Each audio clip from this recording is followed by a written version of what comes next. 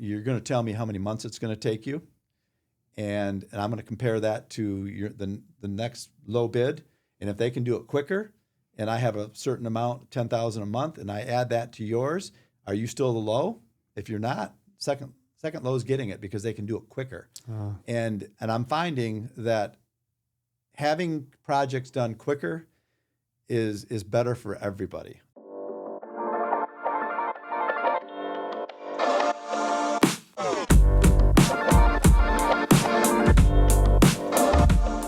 Welcome back to the Talk Midland podcast. My name is Logan Richetti with Modern Realty. Today I have the Midland County Drain Commissioner, Joe Sova of Sova Excavating. Well, did I get it right? I am separate. My brother runs the company. It is a family-owned company, but he really doesn't do any work for me. He's done a couple of small things, emergency type things, but we are separate. I'm not associated with the excavating company. My brother's doing a great job, but he's off and running on that, and I'm doing my thing. It's separate. Well, I told you, I always mess up the Yeah, that's all right. That's without all right. exception. Okay. Yeah. So, family. That's a family company. Yeah. What's the background of that company? Boy, it started with my grandfather, my dad's dad, Robert Sova. He started a trucking business, 50s maybe. Wow. And then my uncle Gene, and my dad basically took it over, and it was called Sova and Sons. And they put in a lot of sewer in Midland, Saginaw, did a lot of work for a lot of years. And then my uncle and my dad split up. I don't remember the exact date, but that was probably around after I graduated from high school in '81. I went to work full time for my dad, so it was him and I working. So excavating, trucking, all that. So, but unfortunately, some father-son teams work. Mm-hmm. For me, my dad and I were both kind of the same. We're both hard hitters, pushing, kind of thing. So it didn't work for us. We kind of butted heads a lot. Sure. And plus, I wanted something bigger. It was just him and I at the time. I wanted a bigger. I'd worked for him in summers, with my uncle and him for years in the summers on big jobs, and I wanted the more bigger flavor. And I didn't see where my dad was actually going to go that route. He was great at what he did, not so much the business side of things. And so it wasn't really something I wanted, but it pushed me to go to school. So I went off and went to undergrad and studied accounting and finance, and kind of went a different way. And it's too late for me now to do something like that, but I would still love to do that business. I absolutely loved it. Yeah. When I was 15, I had a chance to work for my dad. He was creating tennis courts. He was constructing tennis courts. Okay. And he did hard surface or hard surface. Yep, in Florida, and they were put on with acrylic, and you had to squeegee it on, and then you draw the lines and put in the light fixtures and everything. And it was hard work. And I admire my dad for doing that job, just like I'm sure you admire yours. But as you grow up and become a man, it's kind of hard to work for your dad, and you want to be your own man and do your own thing sometimes. Yeah. And sometimes you want to follow the same track, and sometimes you want to go a different direction. You clearly did. You went the finance route, and you went to Chicago for a time. Yeah, I was there after undergrad. My feeling at the time when I was graduating, and quite frankly, when I graduated with my undergrad, I didn't feel any different. I didn't feel, wow, I'm a degreed guy, until I started looking for a job. Then I thought, there's the importance. But before I started working, my parents had done some volunteer work with Youth with a Mission in Hawaii when I was a kid, and I was interested. I was fairly, I wouldn't say I was religious. I was a church-going guy at the time. I minded my P's and Q's. And so I went to Europe. I went to England with an organization called Youth with a Mission to do some volunteer work. Didn't know exactly what I was going to do. It was before internet, and so I brought every piece of clothing I had, all my books, my accounting books, as I was expecting I was going to try to work there. And then I found out when I got there that I'd have to work on the black market, and just didn't know how to do this European thing. So I did my volunteer work for a couple of months over there, and did some touring in Spain and Portugal. And it was probably the best experience of my life. I was over there by myself. I learned to love our country a lot more. Maybe the people a little bit less, but for the most part, it was a growing experience. So then when I came back, and the reason I left, because I needed to get away. I grew up in Midland. I was born in Flint, grew up in Midland, went to Central Michigan. I felt I needed to get away. I needed to get away. Yeah. And so I went to Europe, and I funded that. And it was a debt that I took on and that I had to pay when I got back. And then my sister was looking, she graduated from Ferris around the same time. I was a little bit delayed because I was working for my dad and I was going part-time to Delta. Just rattling off stuff here, man. Sorry about that. That's great. We'll slow down, because I'm talking. I talk too fast. But I moved to Chicago. Her and I moved together. Your sister? Yep, my sister Jean. She's younger, and we were together for a year, and then we moved out. Did our separate thing, and I worked downtown as an accountant, and then I got the same exact job at a different company, more money. And as accounting, and then from there, I always wanted to be. I was looking to be a financial analyst at the time, and so I got that job at Household Finance. Mm-hmm. So I worked there for 5 years. Met my wife through someone that we knew for a long time back here in Midland, and we decided that I would move to Midland, and so we ended up getting married. I was going to say getting married, having a child, but it was really having a child, getting married as a full reveal.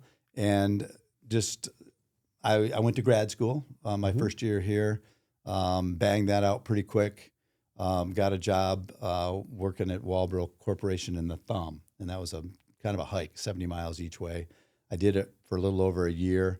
I did a quick stint, contract work for Dow Corning when they were going through the silicone implant law issue or legal issues, reconciling legal bills at that point for, I don't know, I think it was a couple months. And then a job came up at the city that for me, it brought me full circle.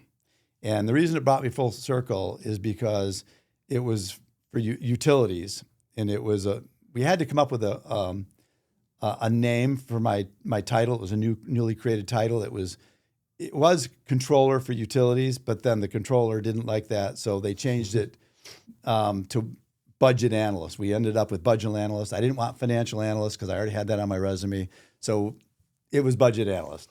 And so I did that for, I don't know, 18 years. Wow. Always with my eye on the directorship job, and finally my boss at the time retired, and I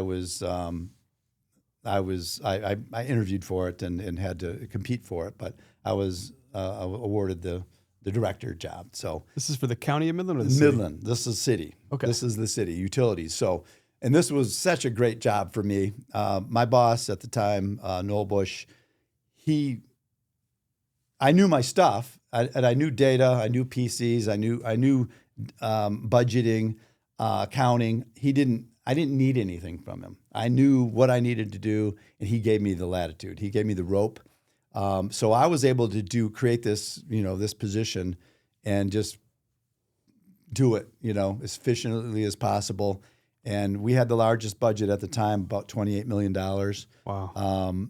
And I kind of got promoted to assist him, and then ultimately the director job. And for me at the time, John Lynch was the city manager. It was a dream job. Yeah, it was a dream job for a couple years, and then it was no longer a dream job. I like being in the details. I like being in the weeds, and as a director, they want you out of the weeds, and it wasn't as enjoyable to me because I felt, and probably wrongly felt, that certain things I could do better. I wanted to, sure, not better, but I was more polished in certain areas than some of the folks that I had working for me, and it's like, but I needed to, get out of it. Yeah, but that's tough. So new city manager, it was best that that I, had departed at that time. So I took some months off, finished my basement. I had a house that my wife and I we had it custom built, and finished the basement. It was a full, 2,200 square foot basement with 3 egress. I mean, it was a full kitchen, full bath, bedroom, studio, movie studio, everything. It was just a great passion project. That kept you busy. That was awesome. It was the greatest. Had my son coming back from Arizona to help me out for a week or so to cutting the floor open for plumbing and but then I don't know how much of this I want to reveal, but maybe we cut it out later.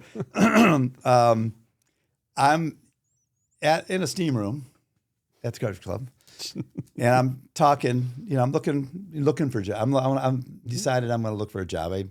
I was age eligible to draw pension from the city, which I did. But I needed something more. But I couldn't see myself going to another city like a Mount Pleasant or a Saginaw. And there were some jobs available. But Midland was my town, and I want to work for my town, but I'm not going to work for somebody else's town. I just didn't feel that. So sitting there talking with one of our commissioners, and he said, "Hey, the drain commissioner job." He was on the committee to find the new drain commissioner, and it's like the drain commissioner job's available. And I knew the drain commissioner at the time, and but I was in Florida helping my sister work on her home in Florida that she'd bought, and so I didn't know that he wasn't going to re-up again for the drain commissioner job. Never even really crossed my mind because he had been in the position for like 25 years. And so it was never something on my mind. But as soon as it was brought to my attention, I started thinking about it. And I started thinking about it. And I was getting pumped. Probably about when you came to this light bulb in your business, it's like I immediately reached out to the GOP because that's closer to what I'm related to. Because it is a partisan. It's a job that you have to run for. Yeah. It's an elected position, and you have to basically pick a party. I wouldn't say that I grew up Republican. I grew up conservative, and it just so happened that I just always voted more conservative. Just is what more of the your beliefs and values and whatnot. Yeah, I mean, growing up in a family business, I think it was more appealing to me. So I reached out to the GOP immediately, and they were happy. I was an ideal candidate from my background and going into this, so it worked out well. I won pretty handedly. What year was that?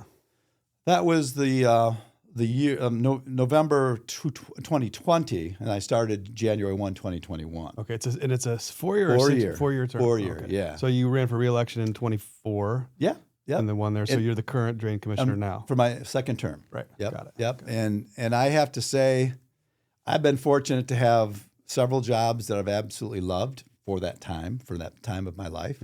This is probably the best job of this time of my life that I could ever have. This is, but it wouldn't be if I hadn't gone through and done the things that I have done and the grind that I was through. It probably wouldn't have been. This wouldn't be a job that I would start to say this would be my best job in this time of my life. But right now, this job is, I wouldn't want a different job at this point in my life. And I do believe it's going to be my last job. I may go on and do things for myself or with my wife and whatnot. Like I said, we do have a business. We opened up Salt Spring Ice Cream in Sanford, the village of Sanford, in 2024. So we're going to go into our 3rd year. I'd love to talk about that too. It's been a great, that was fun build. But I like to build things, and this job that I have, and I kind of circle back to why my city job was a full circle for me, because it allowed me to be back in my heritage with water, sewer, landfill, all of that stuff that utilities oversaw. Yeah. I put in water main when I was younger. I put in sewer. I trucked. I excavated. We hauled. I actually did the sand haul. We got the contract for the sand haul to the landfill. And that's what I did. I loaded, hauled, dumped, loaded. And that was a chore, because when you have a lead and then you have a pup, a 10-wheeler, there's 10 connections that you have to connect, disconnect. You empty the pup. And what's a pup? Well, we call it the pup, but it's a trailer basically hooked onto the truck that also carries the sand. Got it. And then the lead, generally they're semis, but we had a triaxle, which was one of the first triaxles in the county, I think, to run. And so I had a triaxle dump with a 10-wheel dump. So 40 ton is what we did on that trip, but it's 10 connections. I mean, you've got a safety chain, you've got electric, you've got a couple of air hoses, you've got hydraulics. I'm missing an air hose, air for the tailgate release. I'm probably missing one or two to get to the 10, but there were 10. And it's a pretty complicated piece of machinery here. Oh yeah. And to drive it alone is kind of scary. It takes takes some courage. Yeah, because when I was driving dump truck in the field though, when I was like 12, that was one of the things I tell people. It's like, man, when I was young, people were playing with Tonka trucks. I was actually in John Deere bulldozers, driving trucks. I mean, I learned how to drive sitting on a bag of dog food when my dad was doing the accelerator, and I'm doing the up north in the backwoods in the winter. Yeah. So, and he liked to have a little fun with the with the back end of it. So I, at an early age, my dad, one thing, it was difficult working for him, but man, he could teach. And it was rough though, because he would put you in the seat, show you what he wants you to do, and then he jumps out and lets you do it. Then he comes back screaming and hollering because you're not doing quite what you're supposed to be doing. He gives you another reset and you go off. Quick. I mean, I learned how to operate graders and scrapers and excavators and bulldozers and drive trucks. And I was put in a gravel truck as soon as I got my license at 16. Now you can't. You got to get a CDL to do that. Back then you didn't have to have it. So the full circle for me was, I was in the business, but not getting my hands dirty, doing some of the accounting and office and finance work that I loved as well. So I had the best of both worlds. And so that's what I mean by full circle. I got to get back to my heritage a bit, but just in a different way. Sure. And so this job, the Midland County Drain Commissioner job, I'm back in my heritage again, a little more. I've got 80,000 constituents basically, or the ones that can vote, probably more closely to 40-something. But this job is giving me latitude. I've got the history. I know what it's like to put infrastructure in, so I'm comfortable in doing all these projects that we do, and just had to learn some of the laws, the drain code. But the personnel part, the communicating with people, I did that for forever, So that was easy part. And public speaking is the easy part. Mm-hmm. So, well, like you said, it's an elected position, so it's pretty legit. But what exactly are the responsibilities of the drain commissioner? What do you oversee? What do you work on? How would you define the role? Well, it's more than drains, actually, as it turns out. The drain code, in order for us to inhabit Michigan, we had to drain it. I mean, that's the bottom line. We had to drain it. So county drains were beginning to be established in Midland County in the late 1800s. Wow. So in order to have a road, you have to have drainage. And so the drain code is some of the oldest legislation that we have. So the drain code has been around for a long time. And so county drains are established. So so that's part of it. Establishing a county drain, in order to establish a county drain, you have to have a drainage district defined. That's where all the water comes from that gets into the drain that ultimately outlets to, in our county, it either outlets to the Caucalan or it outlets to the Tittabawassee. Those are pretty much it. Everything flows towards the bay. So once you've established a drainage district, that is also the special assessment district. So everybody in there within that watershed. It's a watershed, it's a drainage district, and it's in a special assessment district. Those are all what that is. And then once you've established that, now you can establish the actual drain and the route and course of that. It's like a legal description of a property. Sure. It has a legal description, just like the drainage district has a legal description. And so once you've established it, and that goes through a public process to do that, now it's a matter of maintaining. You have to, if a beaver builds a dam, you have to hire a trapper to trap the beavers, and then hire an excavator to come out and take the beaver dam out. So that's the maintenance side of things.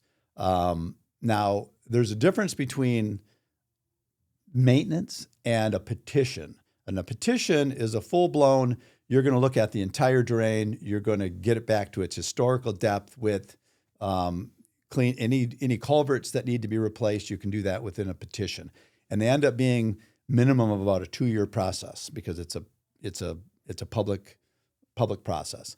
And Have to vote on it? it's not it. Well, technically, in the beginning stages, when I get a petition from landholders or a municipality or a city, then I have to put together a board of determination of 3 people, the uninterested people. And uninterested means that they don't live or have property in that watershed, or I think even in that county. And so then I have to assemble a board. So the people that I want on my board are, number one, people that are familiar with Open Meetings Act, so they know how to behave in a meeting. They know what they can do, what they can't do, and people that have been in leadership positions where you had to decide you're spending someone else's money. So typically, a township supervisor are ideal. They understand, they've done the meetings, and they understand they have this fiduciary, obligation for others' money, other folks' money. And so those are the main things. And they have to be, I want them to be honest, but not too coarse. I want them to be able to decent public speakers. So when you look at it that way, there's not that many people out there to choose from, but there's a good number. And so I have some really good people that I put on my board, and I don't try to ask them to do anything underhanded, under the table, sway them in any way. I want what's best for the drainage district. But for the most part, every drain that we have in this county needs work. Even the ones that were just completed a year ago are going to start to need something eventually. So generally speaking, the board of determination then hears commentary from an engineer that went out, that I hired to go out there and just observe and bring back the information. And then we have public hearing on it. And then the board votes. So that's the time. That's the only part of the process where people vote. And it's the board of determination determines one thing and one thing only. Is it necessary or is it not necessary? And that's it. Wow. And so if it becomes not necessary, done. That's all there is to it. I don't go further. If they say it's necessary, I'm obligated by state law to begin the process to evaluate the drain more thoroughly, survey, hiring an engineer, and making sure that we reevaluate the district top to bottom, look at all the culverts to make sure that they're properly sized, properly installed, and condition. So we get to a scope. I scope it. The law doesn't require me to bring that information to people so we can talk about it and show them what's going to happen and all this kind of stuff. But I do that because I feel that that's a hole or a gap in the law, that I think communication needs to be known and let folks know that are going to be paying for this ultimately, what we're doing, how we came to this, and why your amount is going to be this amount. And I've spent a lot of time, the assessment part, and getting to that percentage, which is called an apportionment of everybody in that drainage district on its benefit associated with benefit. Mm-hmm. And I've spent a lot of time. That was the first thing, because my predecessor didn't leave me with his formulation or anything like that. So I worked with engineers, other drain commissioners in the state to come up with this good and objective and subjective of a algorithm, if you will. And I'm a spreadsheet guy. I've been a spreadsheet guy since college. I want it efficient. I want it uniform. I want it fair.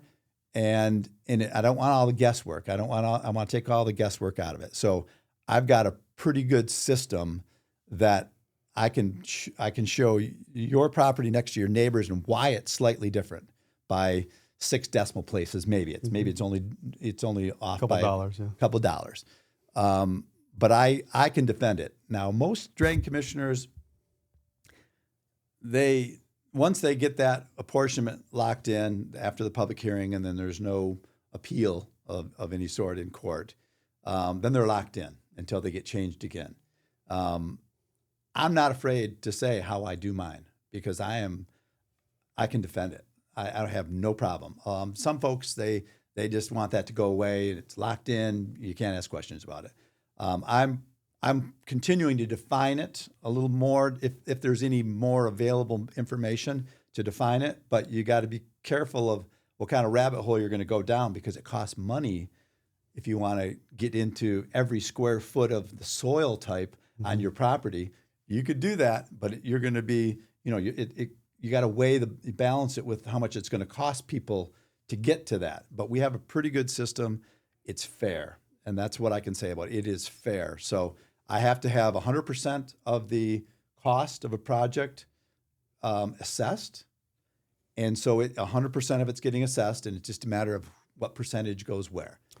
Okay, so if there's something going on in the district in which I live, this process will take a shape, and then there will be an appropriate allotment of special assessment on my tax bill. Yes. That's what you're referring Yes. to. Okay. Yeah. And you're also saying that everything that happens in the drain life cycle of projects is assessed 100% to the residents in that district. That's correct. Whether you like it or not. Yeah. Which is why your leadership is important to make good decisions and allocate efficiently. And Yes. and as such, you're going to have some people that don't agree with whatever you come up with just because that's the nature of taxes and services, right? Yeah. Okay. Wow, I didn't know that. Now, if you live in the city of Midland, are you part of a drain commission or is that different? It's the same. Is it? It's the same, but we have some different complexities there. The city, if you think of it, started off at the Tittabawassee and then kind of expanded out. The drains were already there. Most of the drains were there late 1800s, early 1900s, mid 1900s. The majority of the drains were established. Is that city sewer? Is that what you're referring to, or is that something different? Nope, that's different. Okay, drains are actually a drain is a drain is a drain as a ditch is they flow water somewhere. They collect and flow water. Whether it's a county drain versus an open ditch or a roadside ditch is a legal difference. I see. And if it's a legally established county drain, then it falls under the jurisdiction of the drain commissioner. Are there any in the city limits or no? Yes, we've got 50 or so that touch the city. Some of them begin and end in the city. Some of them begin in the city, end out of the city. Some of them begin outside of the city and end in the city. Of course. It has all of those. That was a dumb question. And over time, and we're still trying to, get this all evaluated, but over time, there wasn't always a communication between development in the city and the county drain commissioner. Oh. So some of the drains don't quite look like they should be. They're enclosed with pipe and they've been moved under streets and whatnot, and they don't match the legal description of the county drain. We're working through that. Interesting. But for the most part, I have jurisdiction over all county drains in the county. Doesn't matter if it's in the village of Sanford, if it's in Coleman or the city. I still have jurisdiction. You have to get permission to work in the right-of-way of the drain. Got it. That part of it, we're reestablishing some practices for that because there's been a disconnect for decades. It wasn't just recent or whatever. It's been for decades where the communication wasn't quite there. And of course, communication is easier now than it was 50, 60, maybe 70 years ago. So are you saying maybe if somebody was doing a development in the city, that development project scope of work didn't even get to the county to approve? Sometimes, yeah. So there was a jurisdiction battle or just not efficient communication. Yeah, or you whatever. have a house, the garage is in the right-of-way. And what are you going to do? The problem with that is there's no immediate problem. Otherwise, it would have surfaced a long time ago. But when you think of drains, You have to think of them as, okay, they've been there for, let's say, hundreds of years now, or 50 years or whatever. They're going to be here in perpetuity. And it's hard to get your mind around in perpetuity. What does that mean? It's further than you can think of they're going to be around, because rain is going to continue to fall. That's just the way our earth works. And it's going to continue to collect, and it's going to continue to flow somewhere. And so these drains are going to be around forever. Now, so you have a right-of-way that's wider than the actual drain itself. And that is established, number one, so you can get in there and maintain the drain. But also, 100 years from now, it may need to be wider. It may need to be deeper. You need to have a little bit of flexibility. And so when you have people encroaching on that right-of-way, now you may run into a problem one day. Maybe not right now. There's usually a choice of working on one side of the drain or the other. So if someone's got a house or a garage that's in the right of way, you can go to the other side. And I would avoid at all cost having to tear someone's building down because there's no other choice. We'll cross that bridge if it ever comes. Hopefully we can always work around it. But that is part of the problem in the city, the drains in the city. There's encroachments everywhere. But they're probably going to maintain that size for the most part, because development now is you got to detain water temporarily, so you can, number one, filter it so it can be filtered naturally with settling out certain things in the detention, and before it discharges at a certain rate, and that rate. That's the key. That's the key. I have just completed my stormwater management plan, which we didn't have. And I knew it was something needed because I have developers, and I've got a number of them now, that have developments coming forth. And I didn't have anything set that, and this is one thing that if I'm going to gig government that I've never liked about government, is that when you approach government, you really don't know what's going to happen after that. You see the rules, what they say, but they sometimes they overreach sometimes, or put their own personal, what they want in there. And I don't like that. I want a developer to look at my plan and say, okay, I can do this, this, and this. And it's not now you're going to bring it to me, and now it's not going to change drastically because I have a burr in my saddle or whatever. So it's more objective, more quantifiable. Yeah, and it's straightforward. But what we try to accomplish is, if you have a piece of vacant property, wooded, let's say, regular soil, we'll call it regular, it's not rock and it's not clay, it's sandy, loam, whatever. The runoff from that property when it rains has a natural runoff, and we're in a natural flow doctrine state where water is allowed to go where water naturally wants to go. Now, we've modified that with our drains, we've modified it with streets and all this other stuff. But if you have a vacant piece of land, you cannot modify that to cause the water to go somewhere else on someone else's property. Oh, sure. But if it already goes on someone else's property, it can continue to go on someone else's property. But that rate of flow after development needs to be the same or less than what it was natural. Okay, so I know a little bit about this. I'm learning about this now because I'm doing some developing now. Yes. And one of the things that you always have to have a stormwater management plan as part of your building approval. And a lot of it has to do with when you put new concrete or new structures on the ground, right? Because that changes the natural flow of water. And for example, in front of Modern Realty's office, when we added the addition in 2018, there's a big stormwater retention basin there, and it never fills, but if it were to overflood, that's where it would go before it flows into the drain onto Eastman, right? Yeah. And that was a big part of the approval, was you had to account for that, and there were quantifiable calculations to make based on all kinds of factors that were way outside of my understanding. But the who does that? The engineers or the surveyors? The engineers at the city. The developer is going to do their calculations, and then the city or whoever's in charge has to make sure that the calcs are proper and whatnot, and you're meeting that spec. And that's by code. Yeah, by ordinance. Okay, the so city ordinance. I'm thinking it's either the surveyor or the civil engineer helps the developer Yes. come up with the right plan, and then Yep. they're doing that inside of specs, and the Yeah. city makes sure it's right. Do you look at that? I do. Cool. Well, I have 2 staff in my office, so it's 3 of us. Your office. I does. have a deputy, and then I also have a soil erosion agent, because if when you asked that original question of what I do as a drain, well, yeah, that's just the drain part.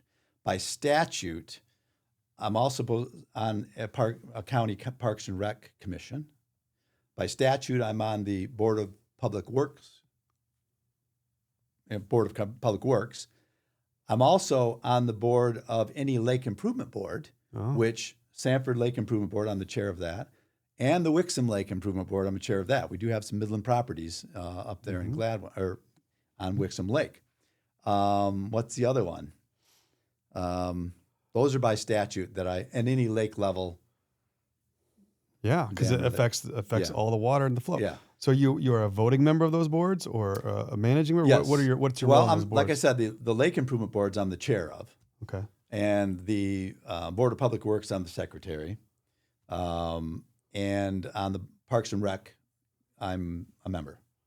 Interesting. So yes, voting. Because the Parks and Rec are such a big part of the city infrastructure and the county infrastructure that you have to be aligned with how water is flowing on those things.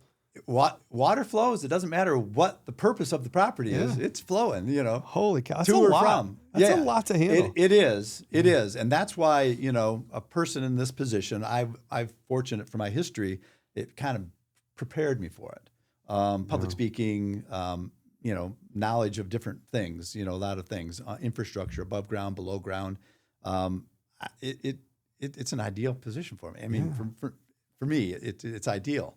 And that's probably why I enjoy it so much, because I've been able to take almost my entire year, my life of knowledge and skills and whatever experiences, and I get to employ it basically all at once in this job. So, and I used to joke to people, I was like, I don't want people to know I love it that much. It's a job, you're not supposed to love your job that much, but I absolutely love this job.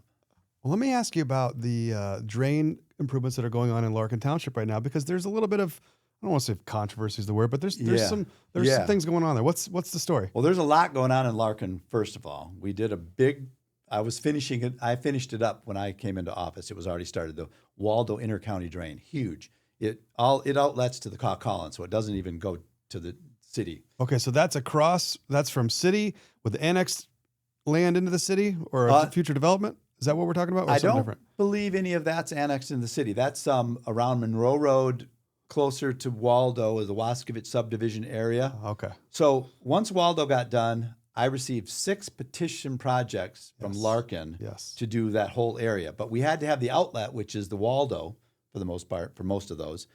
That had to be done before you could do these other ones that outlet to it. I see. But then the Viscar is the one you're alluding to over on Sturgeon and Blackhurst area. Yes. That was petitioned in 2018. By who? Landowners. Landowners in the area wanted in the district. What did they want? They wanted improvements done to this drain. Okay. And so this was before my time. So the Board of Determination determined that it's necessary. So boom, they went into start. So those roads, if you're familiar with them, are very steep, and the drain is deep. Yes, it and is. There's no shoulder. Yes. So part of this project was to widen the shoulder. And I'm taking all this from the engineers that worked on it and from my predecessor, because him and I talk on occasion too. We have a good working relationship. When you move a drain, or if you're going to create shoulder for a road for safety reasons, you got to move the drain as well. And that's going to require an eagle permit. As a drain commissioner, I'm exempt from eagle permits. Really? To replace culverts and to do my maintenance on my drains. But if I'm going to do something beyond its historical width, length, depth, then I have to get an eagle permit. Moving a drain is moving the channel. That requires an eagle permit. Got it. So, but this one added just to widen the road, pushing the drain. Now push the drain right away, or the drain under someone's porch. For the most, I mean, it's getting close to homes. So we had to enclose it. It was determined that it needed to be enclosed. And so and that's a pipe. You're putting pipe in the ground. All right, so just to lay this out too, because if you're driving down these two roads, you can't. There's not a lot of buffer. And so one of the things that we've seen happen is they've built up all kinds of dirt and they've leveled out the side. What do you call that? The road edge. The edge of the road, so that you can kind of swerve off the road more than a foot and you're not falling over. Yeah, exactly. Which is nice. It's safer. It's a better road. It's a better experience on the road. But as part of that, they're filling in these old culverts and they're burying an enclosed pipe. Yeah. So basically reconfiguring how the water flows. Now, is that where the issue is or the concerns? Well, no, there's more complexity to this project. Okay. So I'm exempt from Eagle permits when I'm doing normal stuff that was already established for this drain. If I'm enclosing more than 100 feet, I have to get an Eagle permit, and we needed to enclose more than 100 feet. But we're also, property was purchased to change the outlet to further north. Instead of coming from up north, I think it's Perrin, crosses Meyer, through the field, crosses Sturgeon at Blackhurst, and then Blackhurst to the Newell. The Newell's the bigger drainage district, huge. Yes. This is a sub-drainage district, and there's a lot of sub-drainage districts to the Newell, just as there is a lot of the big ones. So we've changing the outlet area, and we're reversing the flow from Sturgeon Road, or from Blackhurst Road north. We're reversing the flow to go north to that new outlet. Where exactly is the new outlet? It's about, about 800 feet north of Blackhurst. You'll see it cut through. There was probably some woods there or some field, and it's cut through right now. So behind, the corner of Blackhurst and Sturgeon, 800 feet north? So you have Sturgeon going north-south. You have Blackhurst going east-west. The new outlet from Sturgeon, it goes perpendicular to Sturgeon east to hit the Newell. Okay. And so it's between homes and whatnot. Got it. It's my backyard. Yeah. Oh, okay. Yeah. So, and so I'm surprised we haven't heard a complaint because everybody else has complained. Well, I don't complain. So this is initially petitioned in 2018. When I came into office, it was like it wasn't going anywhere because the Eagle portion of it. Oh. Eagle had a lot of demands. They were, in my estimation, they were overreaching at that point. For the scope of what they required for the changes? Yes. They wanted me to plant certain trees in the right of way. These are farm fields. These people make their money, they're living on. I can't obligate their just because it's a right of way doesn't mean I own it. I don't own it. I just have a right to use it. Yeah. They still own it. The owner owns it. And so we negotiated, from the time I got into office until about a year and a half ago. Wow. That's when I got the Eagle permit to finally move forward. And then we bid it, and then we financed it, and then we started.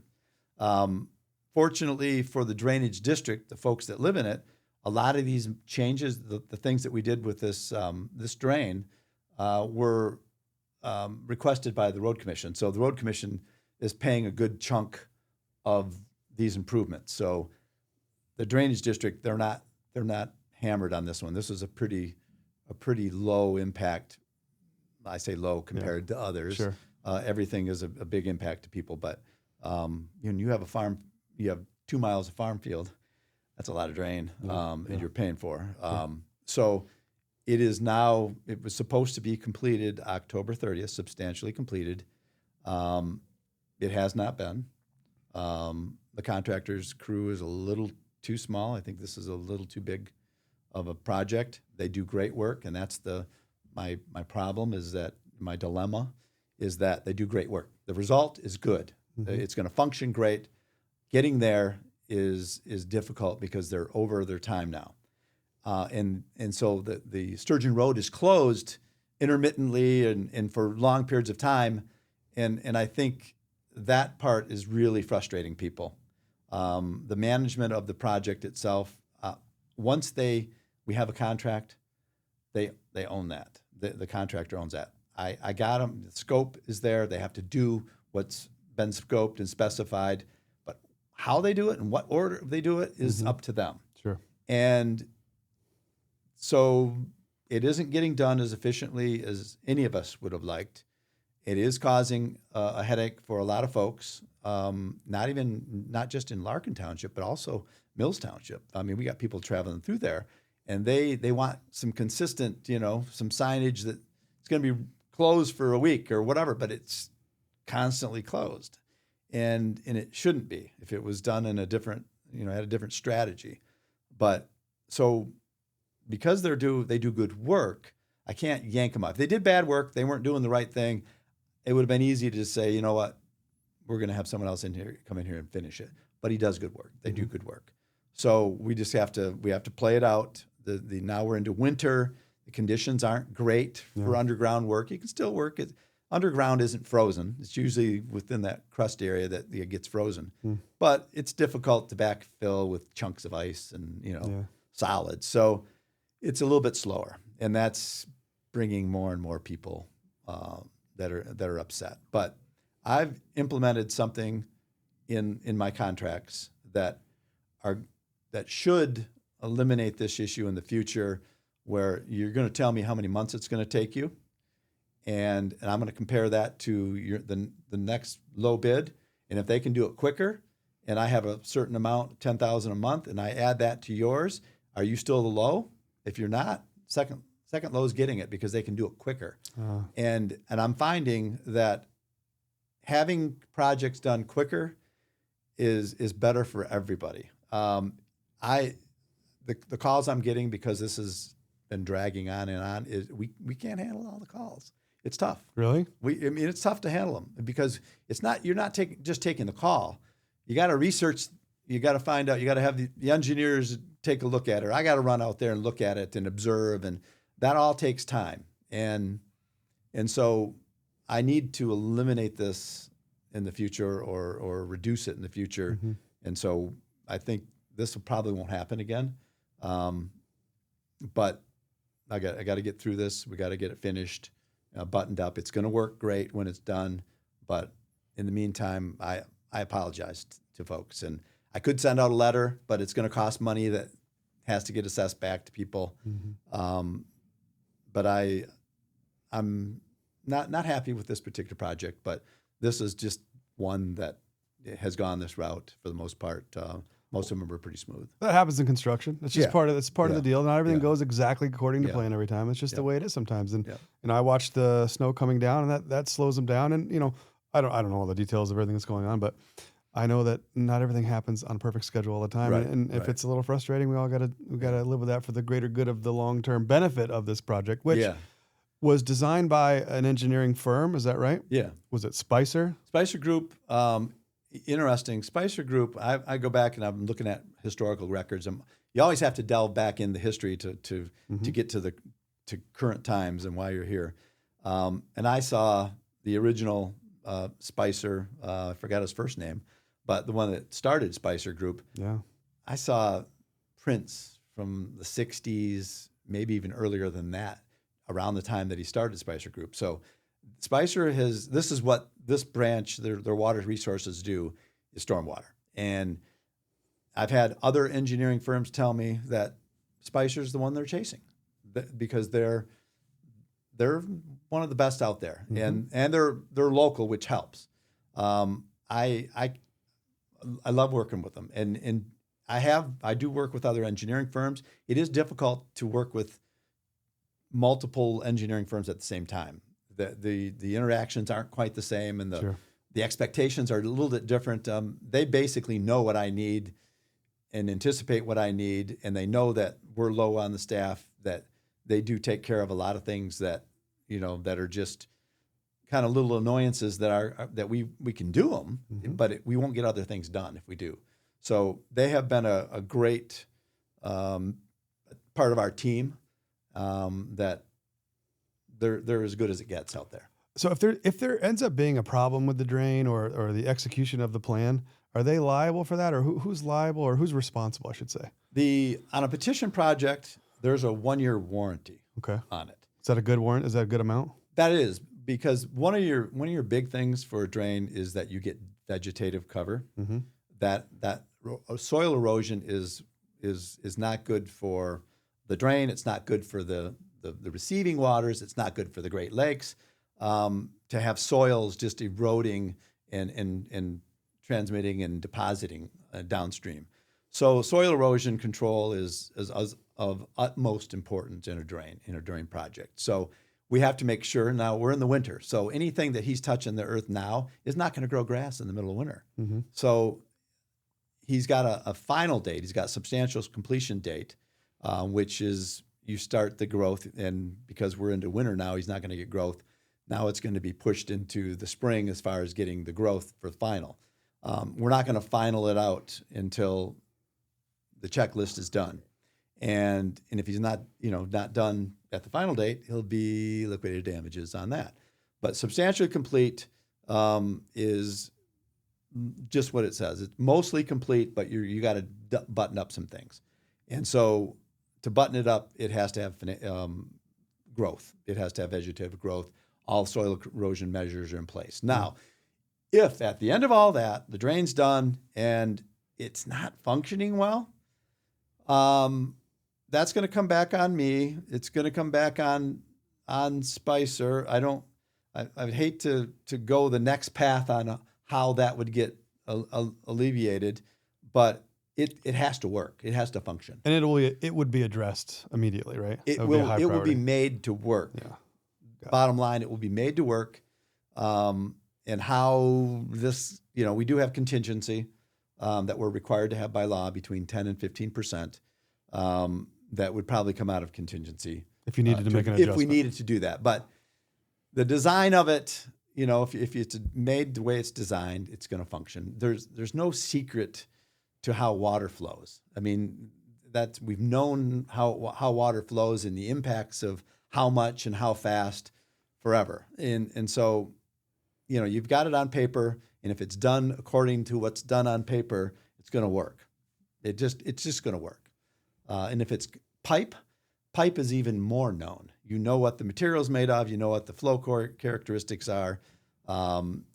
You know how much it can take and what the head pressure is going. You know all of this on a closed system. This is more of an open system with some closed areas. But you pretty much know that it's going to function or it's not going to function. All right, I got to ask about your wife's new ice cream shop. What do we have? Lovely. A little bit of backstory. My wife likes indoor plants. I mean, I would say they're almost like kids in a way for her. And she does have a pretty good green thumb. And she's a teacher. She retired this last May. But when she was looking at wanting to do something in the plant area, it's like, plant stores are just a plant store. With no offense to the plant stores, but you got to have something more than that. There's plenty of plant stores, and it's a very competitive business. So, we have family members down in the Genesee County that own ice cream stores. So we've talked to them about ice cream, and we said, Village of Sanford was hammered during the 2020 flood. Yeah. And so let's do something in Sanford to help Sanford and pair your plants with ice cream. And so once that light bulb went off, and I'm the builder type, I'm looking for a place. And the place that we settled on was not our first choice, but I couldn't get certain people to sell their property to me, or there was property in the floodplain, or it was purchased by the village with FEMA money, so they couldn't do anything with it. And so, but we settled on a building that was nice, cinder block. It had been wet, about 5-6 feet of water, but we completely gutted it, just transformed it. Everything's brand new. Transformed it into an ice cream shop. What's it called and where is it? Salt Spring Ice Cream. It's in the Village of Sanford, right downtown, right across the road from Lanny's restaurant. Not Lanny's, I'm sorry. Lanny's is no longer there. Red Oak Restaurant. Yep. Okay. Kitty Corner, and then right next to Kohl's. And is she open year round or just what's April to September, October? Ice cream season. Yeah. If we would have had a drive-through, and that's why this building was not my first choice. If we had a drive-through, then we could have had a coffee shop and then had it open year-round. Gotcha. But this, not having a drive-through, it's right on the rail trail. I have access from the rail trail to our patio and to our building. And the patio is a really nice setting. and it's a boat. We look at it as a boutique. It's a boutique. Yeah. It's not one of these ones that you walk up to, that's got all kinds of papers and stuff all over the windows. You can't see inside. This is more, you know what you're getting. You see what you're getting. You see where it's coming from. It's a beautiful place. I mean, it's really a gorgeous ice cream shop. Do you make the ice cream or do you bring it in? We bring it in. That was one of the decisions we had to make, what kind of ice cream we wanted. We didn't really want something you could buy at a grocery store for the most part. Good. The Grand Hotel on Mackinac serves Guernsey at their ice cream shop. And so my wife, we were interested in that. And it's down by, I think, Novi, somewhere to be Detroit, where they make it with Guernsey, cow milk. My wife went and visited the shop, the production facility and whatnot, and we like it. We liked it, but we also, people have their other likes, Ashby or whatever else that they like. So we do carry some of that, and on occasion we've actually carried some Great Lakes. Great Lakes ice cream. Ice cream. Oh, that's cool. We got in a pinch, and he was. He sold us some tubs to help us through. I love that. But so we're basically Guernsey, Ashby. We picked the best of each of them, and but we also have soft serve. That's a higher fat content. I think it's like 6-7%. Chocolate vanilla. So we do sundaes. We do the full thing. We have also Dole Whip, which is a good vegan choice. Refreshing. I like it. It's fruity. It's refreshing. You can mix it with some of the ice cream. You can do all kinds of stuff with it. So that's basically our offerings for the cool stuff. I don't know if I ever told you this, but back in my 20s, I managed an ice cream shop. Wow. And we made the ice cream in the back. It gets made in a big, looks like a laundry machine. It's a big metal thing, and you pour the ice cream, and it comes in jugs. And it's cold. It's cold. It's not frozen, but it's a liquid. Yeah. And they have different fat contents. Yeah. So I had some fun with that. The fat content is really, you're not going to get away from. Yeah. Well, there's a relation between fat content and creaminess. How thick it is versus how creamy it is. Yeah. So I took the soft serve, which is the creamiest, and then the regular ice cream, which is the thickest, and I put them together, and I made frap ice cream. Frap. Okay. That's a New England thing. Okay. But you can make a frap, which is basically a real creamy milkshake. That it's thicker than soft serve. There are frappos. Oh yeah, baby, I love that. All right, I gotta go. Yeah. I gotta go be there. I'm gonna go see you as soon as you open. Bring the girls. Excellent. It's a nice shop. Joe, thanks for being on the Talk Midland podcast. Sorry I talked so much. You did great. But you got me on topics that I got you fired up. Enjoyed. Yeah. We'll do it again.